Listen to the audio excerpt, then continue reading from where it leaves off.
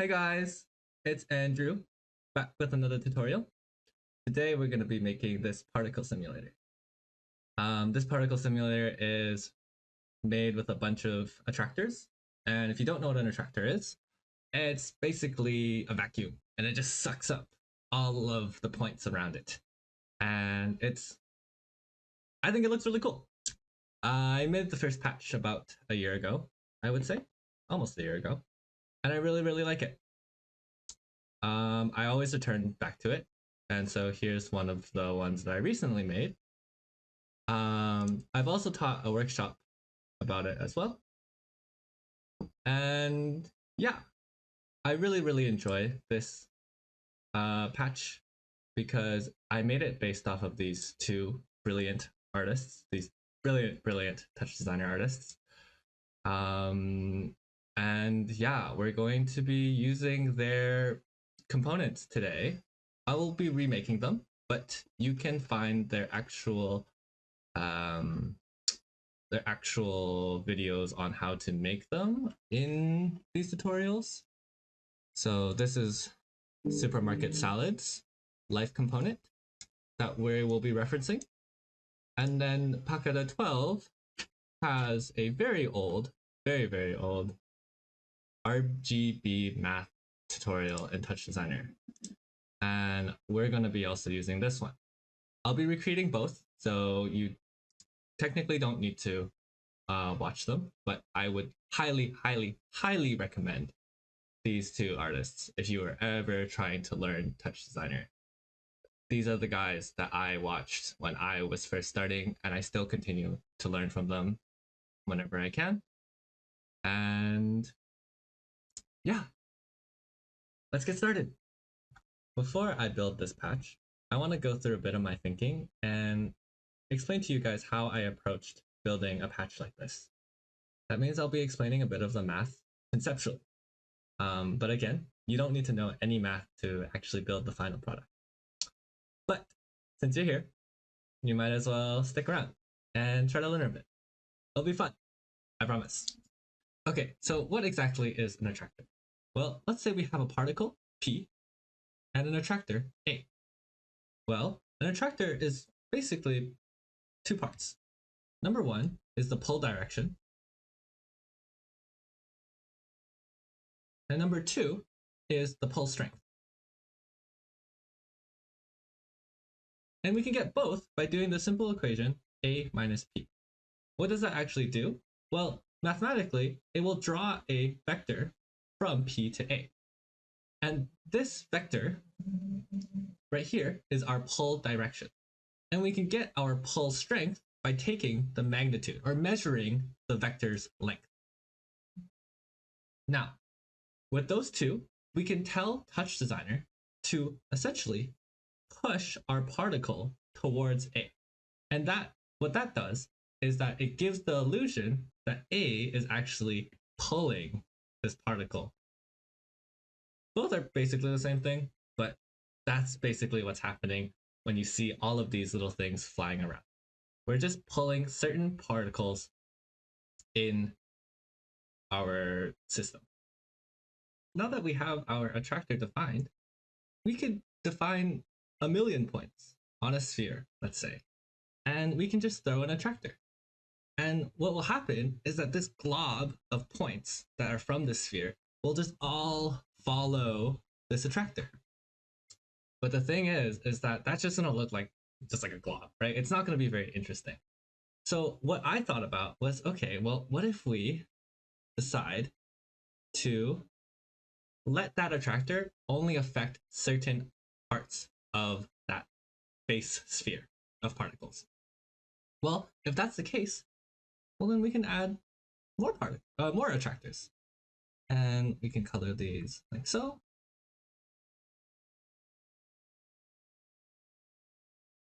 And so what happens, right, is that we get these separate trails that fly around in our scene.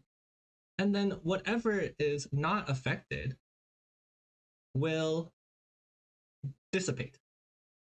And so the next issue that I had was that if I had a million points on the surface of a sphere, how do I make sure that the green, the purple, the pink were always going to be also on the surface of the sphere? And the thing is that I can't do that with XYZ coordinates. If I were to do that with XYZ coordinates, I might get something where these spaces that are being sort of picked are outside of the sphere. And what ends up happening is that less particles are being pulled, and that looks kind of ugly. I always want a strong trail that's very consistent. And so what I did was I created spherical coordinates in TouchDesigner.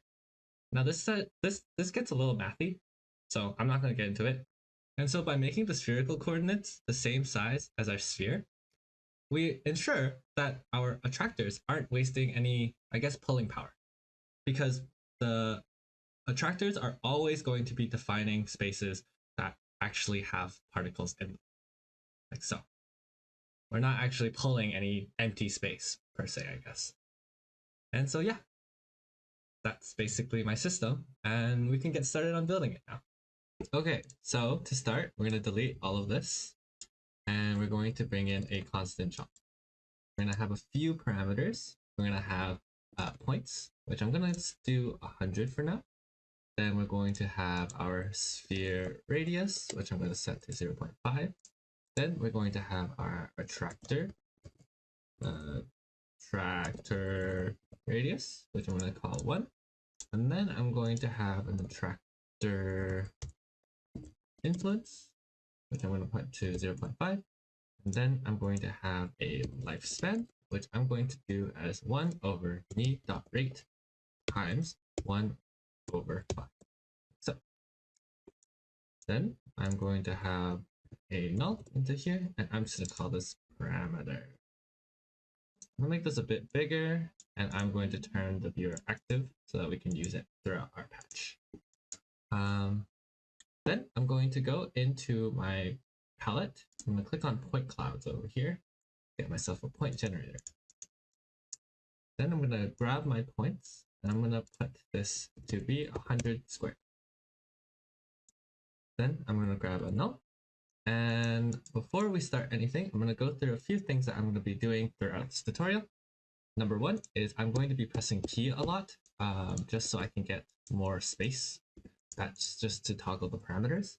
The next thing I'm going to be doing a lot is I'm going to be turning on this viewer active from time to time, and I'm going to be hovering my mouse over the node, and I'm going to be either pressing V to look at all the points or D to make the pixels very clear. Okay, so like you saw earlier, we have a bunch of points, but right now they're part of a sphere.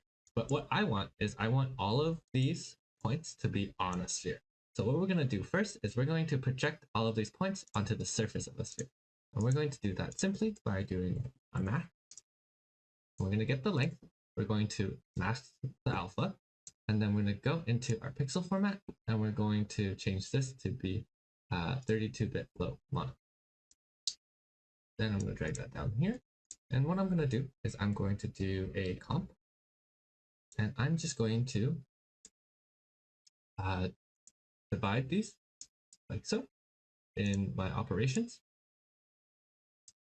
And I want my null one to be first, like so. Then I want to go into my pixel format, and I want to just make sure that this is 32-bit float RGBA. And so now what we have, hopefully you can see a difference, is we basically have a shell instead of a sphere. Kind of a shell of a sphere, I guess. Yeah. Anyways, from there, we're going to grab a math, and we're just going to resize the sphere to be 0.5, like so. Now, one of the things that we don't want to do is we don't want to resize the alpha. So I'm just going to press A on that, just to channel mask it so we don't multiply by the alpha channel as well. And then we're going to call this our start. Then we're going to get a feedback, and we're going to get a keyboard in chop. And I'm going to grab this keyboard in chop and put it onto my pulse, like so. Then I'm going to grab a null, like so, and I'm just going to call this one end. From here, I'm going to turn on the viewer active again, and then I'm going to press right click and then turn off adaptive foaming and put this onto my display. Then I'm going to go up here and I'm going to split my the TouchDesigner into two. And on the right hand side, I'm going to click top viewer like so. And I'm going to drag this over here. And I'm going to right click my network blank area and turn off backdrop tops. And so now we have a nice little view of our points. Okay, great. Now what we can do is we can go into a noise. And I want to connect both inputs of my feedback into my noise. Then I want to turn my output to be just noise. And then in my noise, I want to turn up my harmonics to 10. I want to turn my offset to 0 and my monochrome off. Then I'm going to multiply this noise by going to the multi-add and oh, I forgot to add another constant. Sorry about that, but we can just do speed, which is 1 over 500. There we go. And with that, we can just put that into here, like so.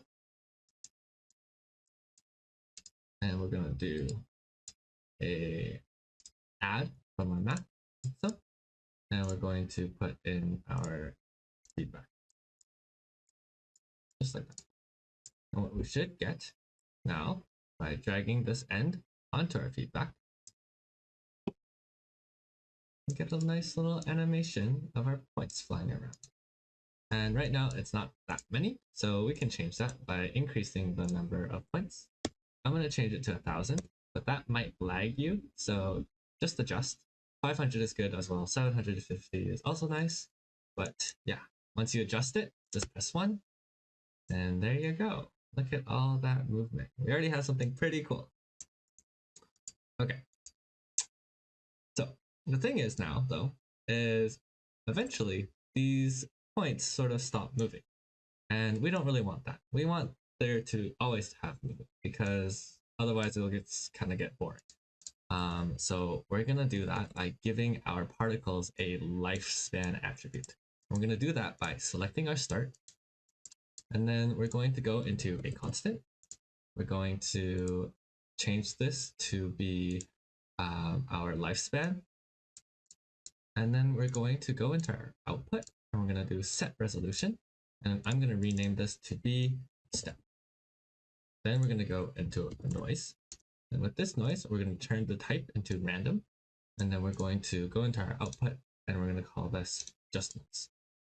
And then we're going to grab another constant. And I'm just going to set this to 0, just the first channel for both of them. And I'm going to call this my reset. And then, don't forget output right here, set resolution only. Then I'm going to right click and highlight all 3 of them. And I'm going to change these to be 32-bit float mono plus alpha. Now what we can do is we can essentially add a feedback like so. I'm going to put our keyboard in like here. And then what we're going to do is we're going to grab a threshold. And we're going to increase this threshold to be 1. And then we're going to grab our reset here, and we're going to chain that to a mat, and then we're going to chain our feedback into our second input and our threshold into our third input. So then we're going to, from that mat, add an add, chain an add, and then with our step, we're going to add that here. Then we're going to end that with a null, and we're just going to call this life span. So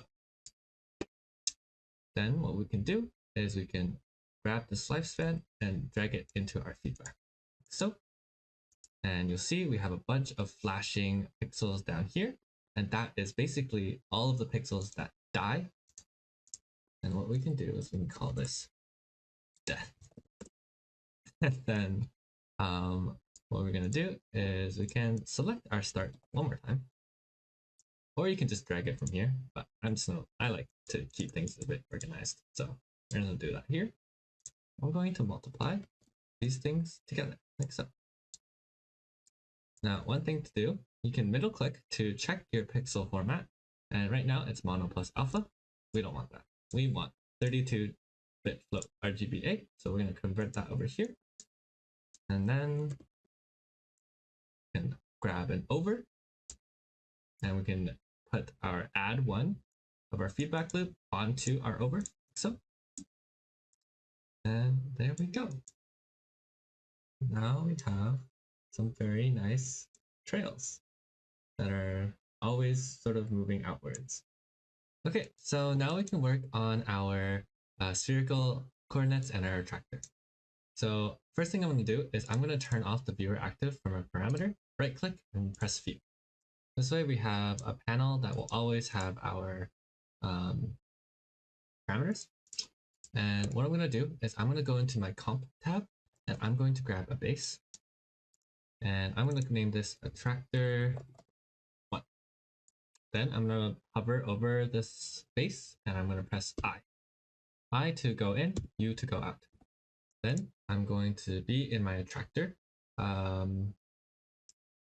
network and I'm going to grab another base.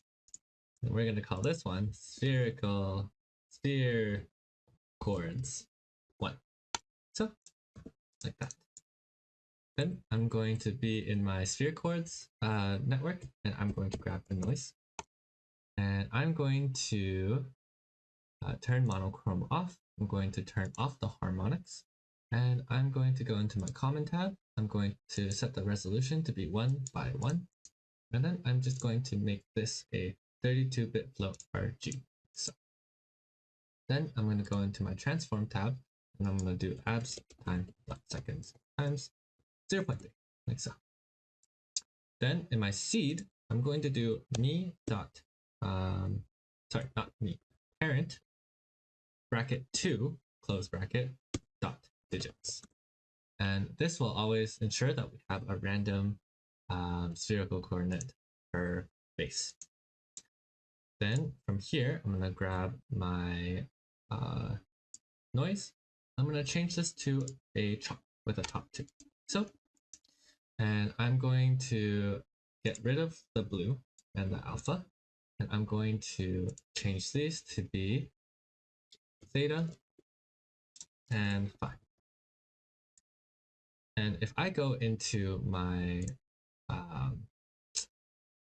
calculus 3 spherical coordinates website, you can see here that we have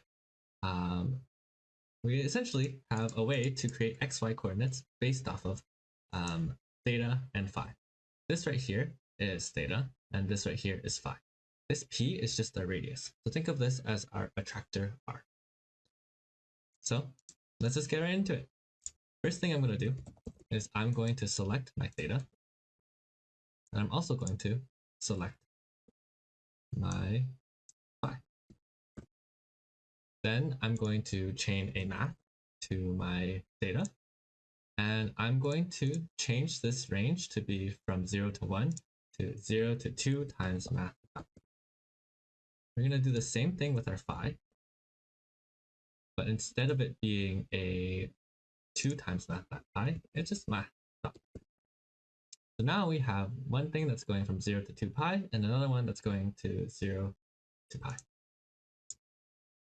That sounded a bit weird, but hopefully you understood. Next thing that we're going to do is we're going to grab a function and we're just going to put these into our cos and sine functions. So the first one that we can do is the sine function. So there's two, so this is sin, so sin. Don't go into the sine. This is I don't even know what this is. But sine function. Then we're going to change our angle units to be radians. And I'm going to name this sine theta. Then I'm going to do it again. But instead, now we're going to do cosine. And again, change the angle units to be radians. And I'm going to name this cos theta. Now, I'm going to do this 2 more times. So this time, it's going to be, once again, sine, not this one, and angle units going to be radians. I'm going to call this sine phi. And then we're going to go into one more option. I'm going to change this one to be cosine. And this one, again, radians and cos. Great. So now that we have 4 of these, if we go back to our definition, we can just start creating these by multiplying. So let's start with our x. So this is sine phi times cos theta. So sine phi, cos theta. We're going to grab our math top. We're going to connect our sine phi and our cos theta, and we're going to combine chops with multiply. Make sure not combine channels, combine chops. I'm going to color this red by pressing C to open up my coloring tab, and I'm gonna move myself up here. Whoa. And there we go, that's our X. The next one that we're gonna need to build is our Y, which is sine phi times sine theta.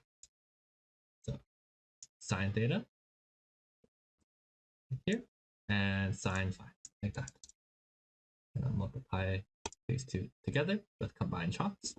And again, color that green, just like that. The last one that we're going to use is our cos phi. But cos phi is just by itself. So all we really need to do is, I don't know, let's grab a null.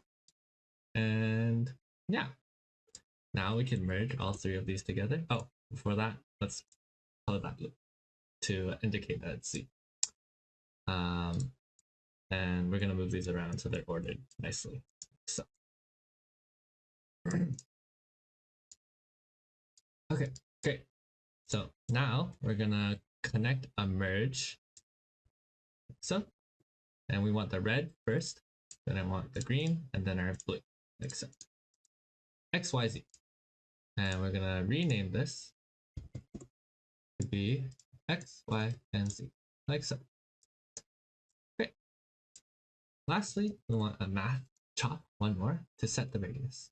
So we're going to go into our multi-add, and we're going to drag our attractor R. This is just our P, like so. And we're going to put that to a null, and I'm going to call this one attractor chord. Now we're going to do it again, but instead of it being our attractor radius, we're going to go into our sphere radius. And this one is going to be, for the null, this one is going to be influence chord.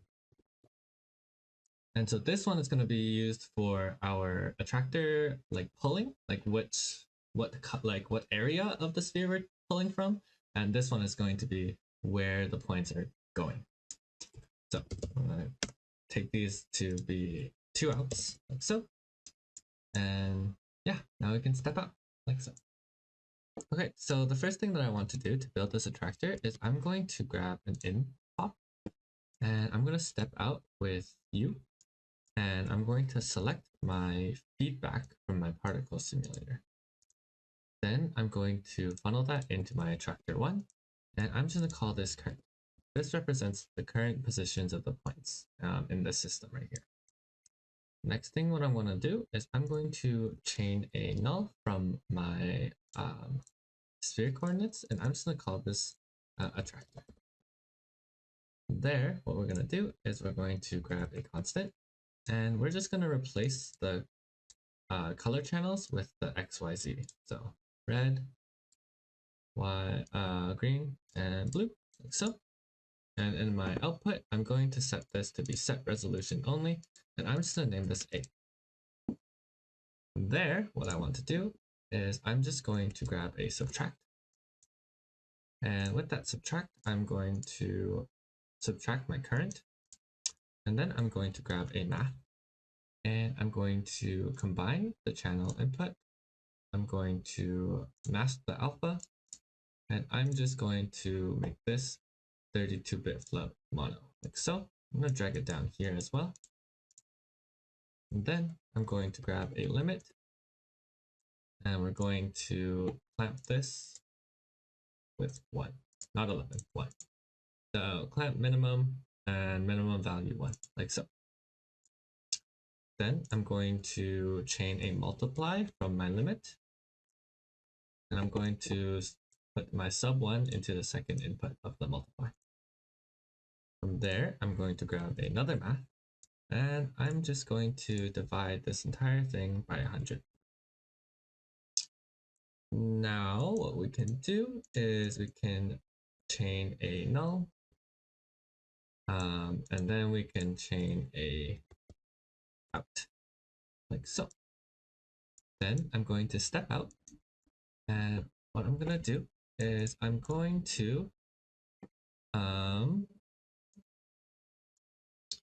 grab a add from my attractor 1. And I'm just going to, from this add 1, we're going to chain our add 3. And then we're going to replace our entire chain right here, just like so. And there we go. We have our attractor. Now, again, this isn't very interesting because it's only one attractor and it's pulling all the points. So it's just a glob. But we have something that's pulling, which is good. Now we can make the part where we define where our attractor is actually going to be pulling. Okay, so to start, we're gonna go into our attractor and I'm going to grab another in top. And I'm gonna step back out, and just a reminder, I for in and U to go out. And I'm going to select my start. And this is gonna be our possible points to pick. And we're gonna go and put that into our second input of our attractor. I'm gonna call this base. And from that, what I'm gonna do is I'm going to grab a threshold. And with that threshold, what I'm gonna do is I'm going to also, oh, actually before I do anything with the threshold, I'm going to put an out or a null onto the second output of my sphere coordinates, and I'm just gonna call this influence points, right? And now what we can do is we can go back to our threshold. I'm gonna press C to open up this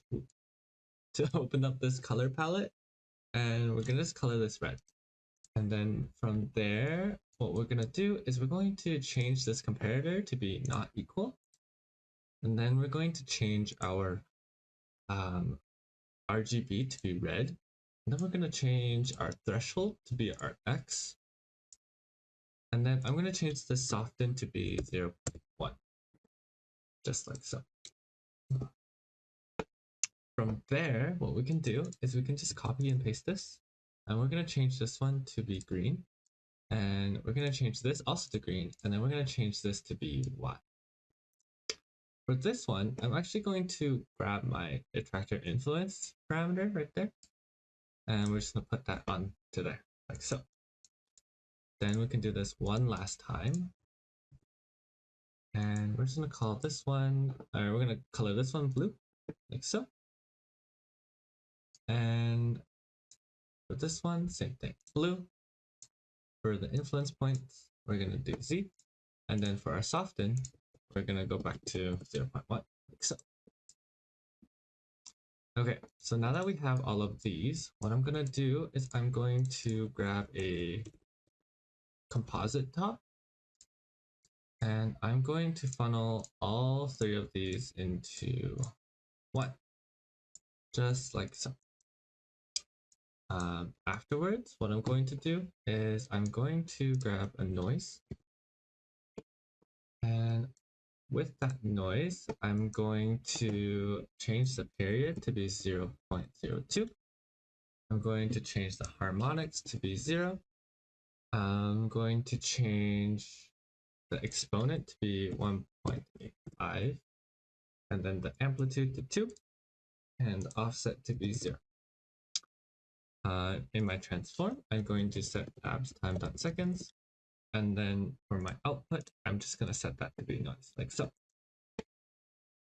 And so now we have a bit of like randomness to the points that were being picked. And from there, what we can do is we can multiply. Hi, Future Edu here. I know I told you guys to chain this comp into this noise. I'm actually a big fat liar, and we actually don't need to do that. Just make sure to have this noise by itself. Everything else is the same, just get rid of that chain. And after that, what we can do is we can simply just, I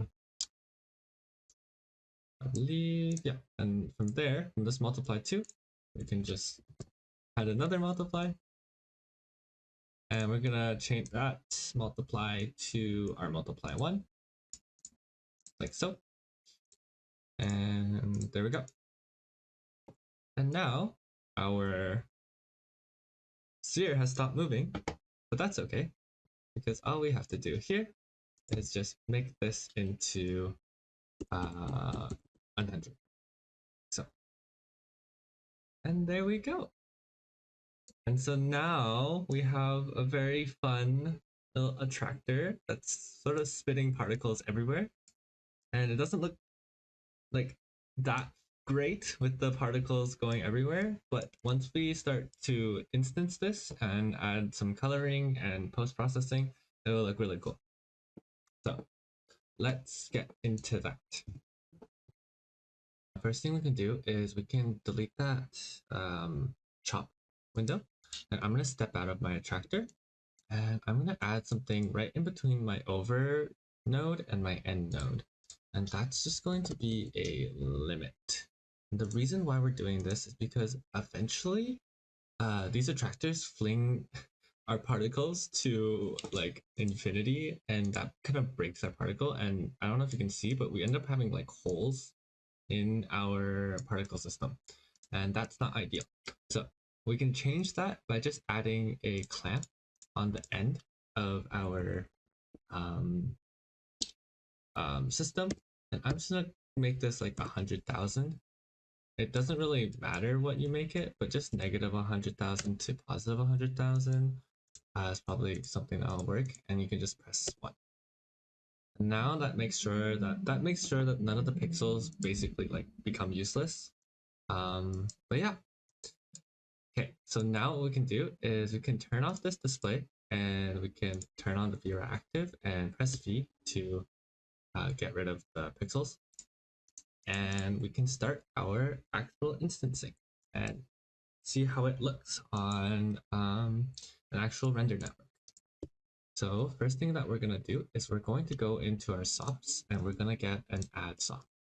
And here we're going to add the point or add points. And then from there, we're going to get a convert, and we're going to convert this add into particles per point, just like that. Then we can chain a geometry. Make sure that you click on this notch first and then get the geometry in our comp tab. If you do it the other way around, we won't be able to get this chain right here. Then I'm going to grab a point sprite material, just drag that onto my materials for my geo, and I'm going to change the alpha to be 0.5. I'm going to turn on blending in our common tab. The next thing that we're going to do is usually a regular camera is just fine, but for particle systems, I found that in your tools, in your palette for the tools, there's something called a camera viewport, and it's actually really good for particle systems. And yeah, we're just gonna use this. We're gonna rename this to be cam1. And I'm going to also, well, actually that should be good. Now we're gonna go into our tops and just get a render. I'm gonna turn the anti-alias to 32, but that's up to you. The higher it is, the laggier it will become. So depending on your PC. And then in our comment tab, we're gonna just change this to be 1080 by 1080. From there, I'm going to drag a null. I'm gonna name this BG, and then I'm gonna insert a transform to make the background black by going to background color, changing the last one to B1, and then comp over background color. Then I can just turn on this display, and wow, a beautiful black square. So now we can go into our geo, and we can turn on instancing in our instance tab like so. And yeah, we're gonna use this end. Actually, no, we're not gonna use this end. We're actually going to extend. I'm gonna drag all of this a bit to the right. But we're gonna, from this end, we're gonna add another null. And I'm gonna call this one positions, TOS. And then we're gonna go back to our geo, and in our translate, we're gonna drag our positions into our translate operator. So, and then R, G, and B. And there we go. Look at that. We have our lovely particle system. And I don't know if you can see it, but actually, let me make this a bit bigger. It's flying around. Ah, so cute. Okay, now let's make it even cuter. So before we move on, if it does get a bit laggy, what you can do is you can, once again, decrease the points. If you decrease the points, you might want to change the alpha. And then another thing is, if you're not using, well, first of all, you can turn off the viewer for the geo, because that's just wasting like computational power on your PC. So you just press it like that. And then another thing is this camera, if you're not using it, you can turn it off too. And it should make it a bit faster. Okay, anyways, so let's go into our coloring. So from our life component, there should be a lifespan node. I'm going to extend it with another null, and I'm just gonna call this color. Color. And from there, I'm going to put this into my second instancing tab in the color operator. Just like so. R, G, and B. So now we have a bit more, I don't know, interesting lighting. And what we can do is we can make this a bit more interesting with something called the cover levers picker. This is just a tool that spits out a bunch of random palettes, and I'll leave it a link to the download in the description. It's free. So we're going to use this by using a lookup, and like so. And what I'm going to do is, before I do anything, I'm going to go into my common tab for my lookup, and I'm going to change this to be 32-bit float RGBA. Like so. Now, for my actual project, the color that I used was Pop is Everything. But what we can do is we can grab this notch right here, and we can put it into our second thing.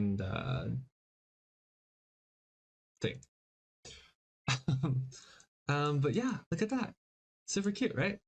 Now, something that I don't really like is this really bright yellow star part. So we can actually mask that, and that is going to be the last part of our system, honestly.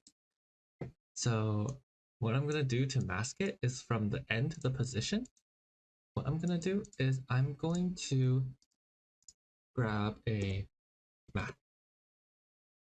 And I'm going to, sorry, in this operator, I'm going to grab the length. I'm going to mask the alpha, and then gonna get the mono, 32-bit float mono of pixel format. From there, I'm gonna get a threshold, like so. And for the threshold, what I'm gonna do is I'm going to grab the attractor radius, and I'm just gonna subtract, I don't know, 0.05. It's up to you, but basically what that does is it multiply this end with this threshold, and there it goes, like so. Anyways, so now, well, that's pretty much it. What we can do actually now is we can copy and paste our attractors. Let's say we want 4, I guess. It might get a bit laggy, but you know, again, if it does get laggy, you can change the points. But what we can do is we can copy and paste this attractor, and in our comp, we can put it all into a comp, and then we can change this to be add, just like so, and then replace it. And there we go. Wow. And the last thing that I will show you guys is just a bit of post-processing to make this look like pretty good. So another thing before we move on that I wanted to mention was turning the real time off. I think whenever I make particle simulators, I usually have this off, and it usually, like, depending on whether or not it's on or off, the visuals can actually look a bit different. So another thing before we move on that I wanted to mention was turning the real time off. I think whenever I make particle simulators, I usually have this off, and it usually, like, depending on whether or not it's on or off, the visuals can actually look a bit different. But again, experiment with that, but that's just from my personal experience. But yeah, anyways, let's get into the post-processing. Once again, I'm not entirely sure how to best do this, because for me, whenever I'm post-processing, it's just purely experimentation. So I just have what I did on the side, and I'm just gonna copy from there. Okay. So first thing we're gonna get is a threshold, and okay, let's see what we did here. So one thing that you can do whenever you download a project file, or looking at someone else's file, or just kind of forget what you changed on a particular node, you can click on this little circle icon called non-default parameters only. And what it does is it tells you all of the values that you've changed. So in that case, right, now I know that I need to change my threshold to be 404 and my soften to be 1. Then we're going to grab and multiply, just like so. And we're going to connect that over here. Then we're going to add a level. And let's see what we did for our level. A level, we did 2 brightness and 2.51 gamma.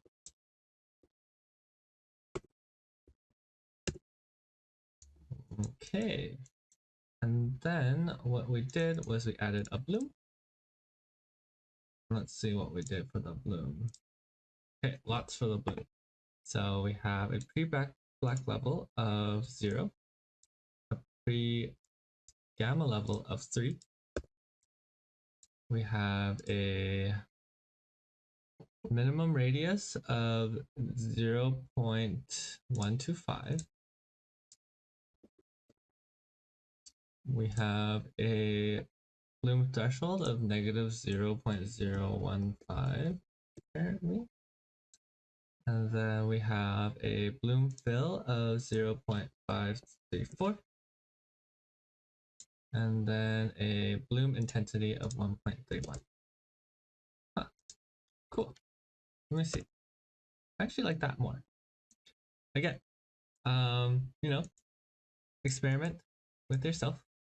And yeah, so the last 2 things was a blur. Let's grab a blur. And what did we do here? 3 and 32. Okay, I'm just gonna change these because I don't know what the sample step does. Oh, and then we did a screen. Okay, so then we get a comp. And we're gonna grab a screen, like so. And I'm just going to put my bloom into that, I think. Whoa. That looks kind of weird. Oh, that's why. This level should go into the blur. Okay. And there we have it, guys. That's the attractor system. Oh my god. Yay! Sorry, I forgot to add this, but another thing that I don't really like is how harsh it is in terms of like the spraying. Two ways you can change that. There's a threshold right out of the render. You can increase that, but that kind of dulls it a bit in my opinion. So another way you can do it is by grabbing a Luma level, changing the brightness to 0.8 and the gamma to 0.6, like so. And yeah, this one I think works a bit better, but you just add that right after the multiply. Okay, so lastly, what I want to go through maybe is the possible things that you can change. So a big one is this noise. I colored it purple. You can color it whatever you want, but seriously, you can change so much about this, and all of them lead to some really crazy cool trails. You can change the speed, the amplitude. I think the offset kind of makes it a bit weird, so maybe not the offset. See what the exponent does. Yeah, so go crazy with the noise and really see what happens with that. Another thing is, you can change the color. There's a lot of variations.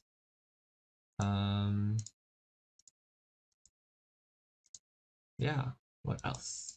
You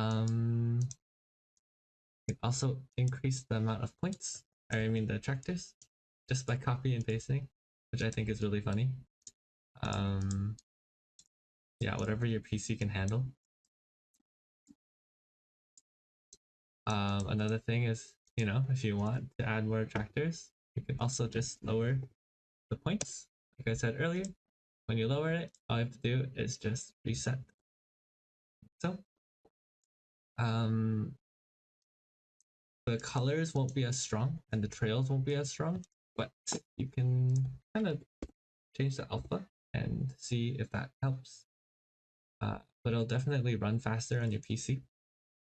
Another thing is kind of zooming in and living inside of it, I think is really fun. Zooming out also is kind of cool, but yeah. What else? I think that's about it. I mean, yeah, there's so much you can do. But I think a lot of it is just up to your discretion. I think this is another one of those projects that I really love because you can endlessly customize.